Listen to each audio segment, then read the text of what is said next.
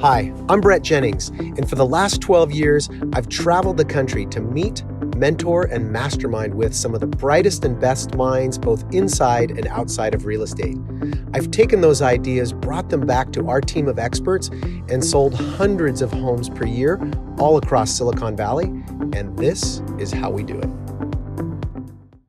Hey there, Brett Jennings with Real Estate Experts here, and I wanted to start the conversation today around the changes that have been happening in real estate. I've gotten phone calls from a few different agents recently that are asking me, hey Brett, what do you see happening? Because there's big things that are happening in real estate right now. For those of you who don't know, Compass, one of the venture-backed brokerages that's going in and buying companies, has recently acquired Alon Pinnell Realtors. Zillow is making some big moves and changes. They just ousted their CEO, who'd been in there 10 years, Spencer Raskoff. Keller Williams has launched some new technology. There's a lot of things changing in real estate, and they were asking me, hey Brett, I know you kind of study the landscape of real estate. What do you see happening, and where are things going? So I want to take about 10 minutes here and give you guys kind of an overview of where I see residential real estate going with all the venture capital money that's been poured into real estate in the last 2 years, which is, by the way, $6 billion, just to give you an idea how much money that is. The total market cap of the largest real estate group in the world, NRT Realogy, that owns Century 21, Sotheby's, Coldwell Banker, Climb Real Estate, and a few other brands. That's the largest real estate company. They're valued at about $3 billion. And $6 billion has been put into real estate by all these venture capital companies. And so I want to talk a little bit about where that money's going, what likely will happen. And so you can decide, hey, where is the best place for you to be as a real estate agent? And as I introduce this conversation, I want to let you know, I don't have a vested interest in any particular company surviving. I'm really interested in what's going to be best for the consumer, because whoever wins this and gets it right for the consumer or the client or the customer will definitely have longevity in the business. And then secondarily, I want it to be good for the agents. If we're going to still be in this business, it should be a business that we want to still be in and it's worthwhile for us. So let me walk through kind of where I see things going. Now, interestingly enough, I'm going to draw kind of what I call the market here. Interestingly enough, if you look, and this is the market. Okay, so this is the upper end of the market. This is the median. And this is the lower end of the market. Okay, and for us here in Silicon Valley, our median is about 1.2 million. Is our median. I would call the upper end of the market 3.5 million plus. And then our lower end of the market is probably going to be what, 500K is kind of where the entry level of our market is. Now, typically what we've seen in other service industries where technology players came in and disrupted the market bifurcates or separates into two tiers. And what you end up having is a low-cost discount model. And then you have kind of something that's a high-service boutique model is what's left. For example, if you look at stock brokerage, we used to have travel agents. We no longer have travel agents. What came in? Expedia, Travelocity, Orbitz came in, and they basically took away the job of the real estate agent. I'm sorry, the job of the real estate agent. Took away the job of the travel agent. Now, there are still some travel agents. And who are they? What do they do? There's very few of them.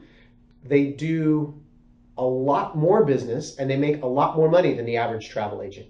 And these are luxury travel, corporate travel, and say like sports teams and group travel. Okay.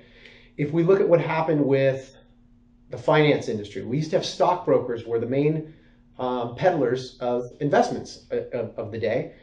They were taken out by Scottrade, E-Trade, Ameritrade, a low-cost, simple technology solution.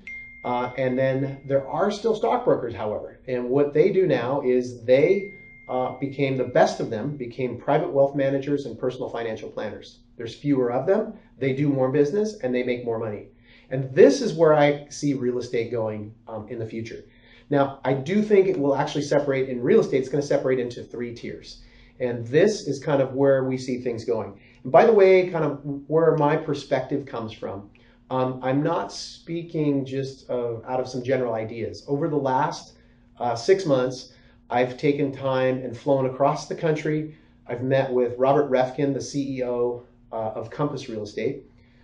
Just recently, I met with personally one-on-one with Gary Keller. He's the CEO and founder of the largest real estate company in the US.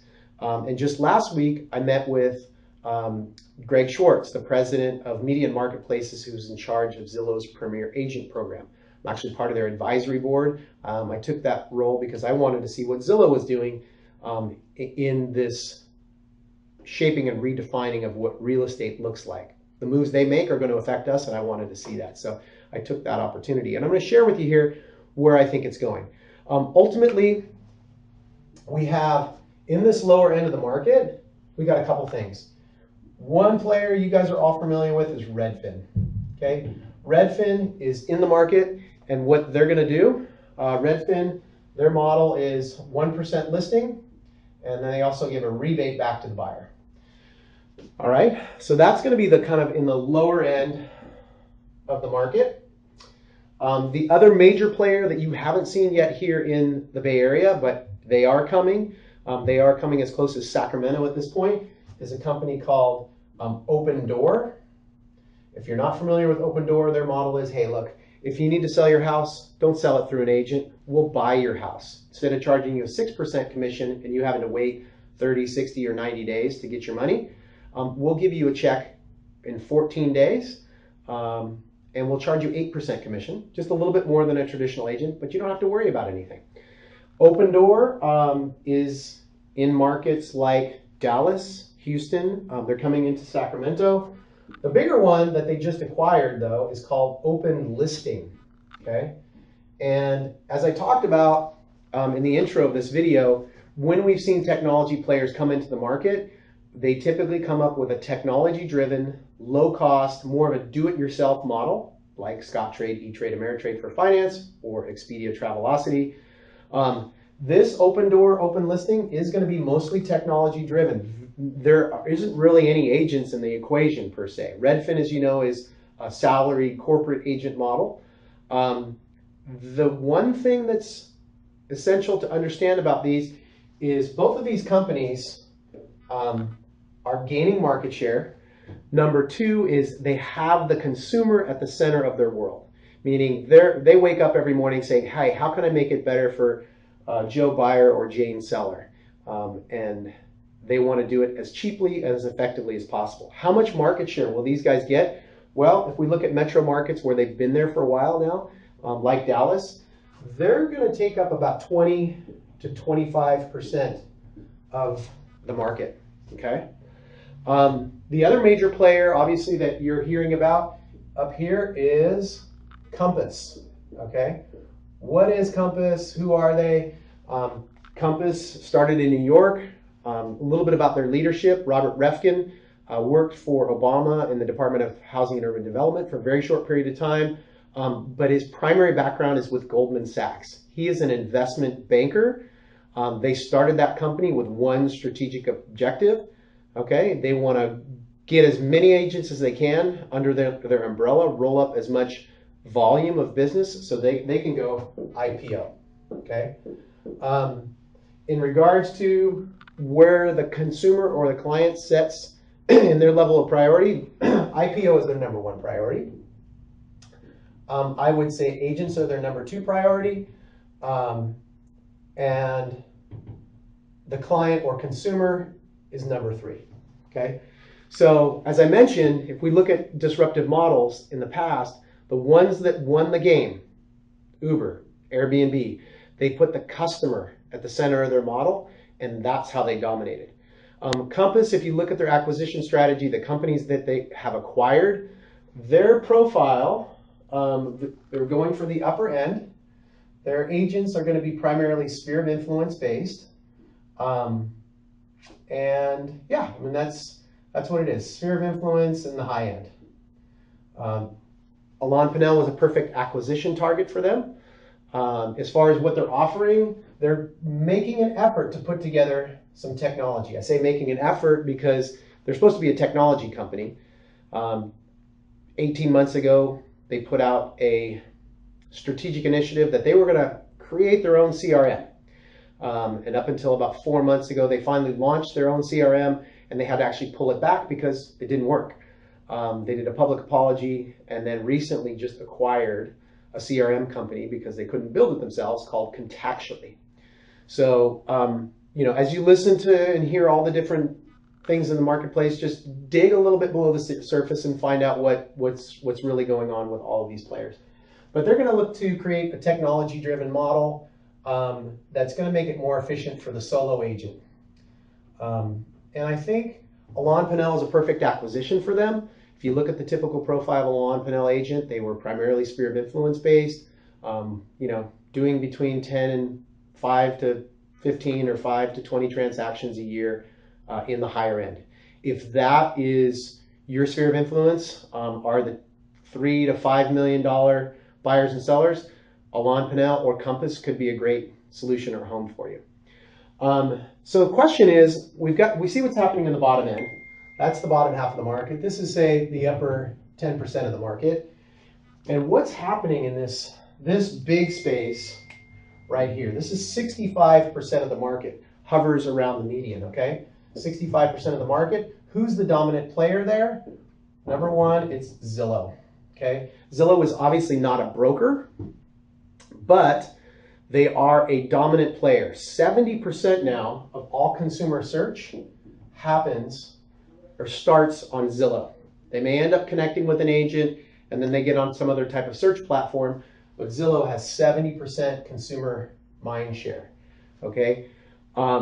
We actually have been partners with Zillow. We've been buying advertising with them for a while, and that is going to change. Zillow is going to change their model, so that's one thing we can count on. The second thing, the second player that you guys want to know about is a company called HomeLight. HomeLight is a website. They don't do home valuations. They don't offer property search. They have one value proposition and one value proposition only, and that is how to find the best agent in any market, okay? If you see them on TV now, they're spending $2 million a month on television, and they say, looking to buy or sell? You want to know who's the best agent? Come to HomeLight. Agents can't pay to be on our website. So what they're doing is they're crunching MLS data, and they're serving up the top 3 agents in any zip code that someone wants to buy or sell in. And they're very, very effective. We're currently generating a good amount of business from them. Here's what I see happening going forward, okay? Compass is going to continue to do their thing. They're going to grow that brokerage. They're going to push to grow agent count and volume so they can get towards this IPO. They're very much a traditional brokerage model. The agents kind of find their own business. They can leverage their technology to become more efficient, but nothing game-changing for the consumer, okay? What I see happening with HomeLight and Zillow, here's what you need to know. Zillow is going to be moving towards a referral-based model, okay? Right now you can buy leads from Zillow, but what they've determined is that about 20% of their agents close 80% of the transactions or the leads that are generated on Zillow, and they're interested in just working with that 20%. So Zillow is basically going to, if you were Zillow and you were generating a lot of leads, who do you want to give those leads to if you're going to get paid a percentage on the referral fee? Obviously those agents that can close the best. So Zillow will be driving their leads and opportunities to the groups, I'll call them groups for now, that can close those transactions the best. Here's what's happening with HomeLight. HomeLight is finding the top 3 agents in any area, and they are driving opportunity to those people. So these 2 big consumer-facing brands right now in the marketplace, and by the way, some of you might say, well, a lot of my sphere of influence, I don't think they'd go and use a Zillow agent, or they don't go to Zillow. The stats show that of the 5 million transactions that happened in real estate last year, over 4 million of the 5 million people who bought or sold a home, they went to Zillow at least in some point in the process.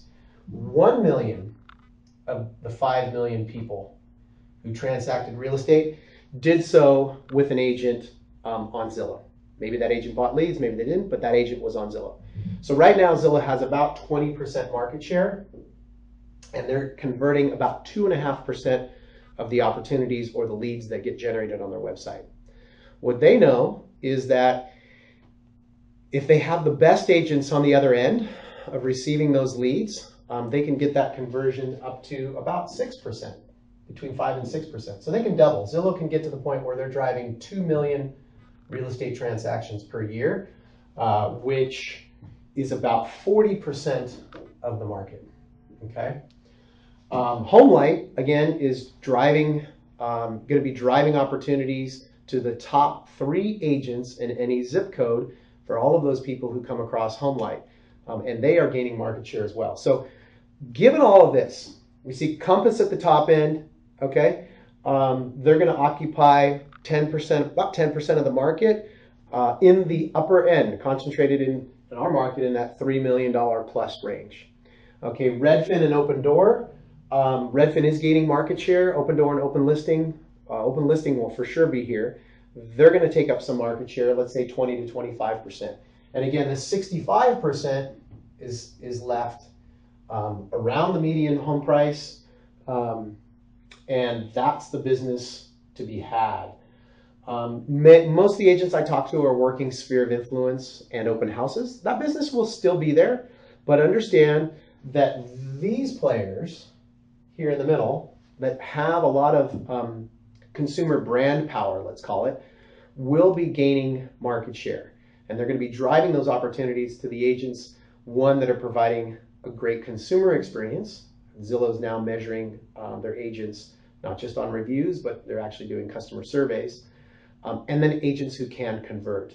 So my prediction for the future is we're going to see less agents. More business is going to get driven to fewer and fewer agents. So the question becomes, what's your strategy to get ahead or be a part of that process, to put yourself in the flow or in alignment with that? We here at Real Estate Experts have built a model where we are leveraging Zillow and HomeLight, and we drive all of those opportunities to our agents and partners. I do have a team, Brett Jennings Group, that operates at Real Estate Experts, but we also have independent agents who work at Real Estate Experts. So if you're wondering what's happening in real estate, this is what's here, this is what's coming, and the question for you is, where do you want to find yourself in this mix? Are you going to be a luxury agent? Is that where your sphere of influence is? Do you have those kinds of opportunities that exist within your sphere? Maybe Compass is a great home for you. If you want to be a salaried agent, Redfin is a model for you. Or if you're in the middle, well, it doesn't really matter what brokerage you're at. You could be at Coldwell Banker, you can be at Sotheby's, you could be at Century 21, you could be at any number. Zillow and HomeLight, they don't care what brokerage you're at. They just want to partner with teams and top producing agents so that they can drive opportunity to those. When they talked about looking at who converts the best, whether it's a solo agent, a team, or a brokerage, when they put those leads in the hands of people, teams consistently are coming out with the best conversion. So that's a summary of kind of what's happening with real estate, where things are headed. If you are interested in learning more about the Real Estate Experts model, how you can get a bigger share of this Zillow and HomeLight opportunities to help drive the growth of your business, then reach out to us. Click on the link on the right to schedule a consultation or join our monthly mastermind. But hope this conversation was helpful. Until we talk again, this is Brett Jennings saying, don't just be an agent,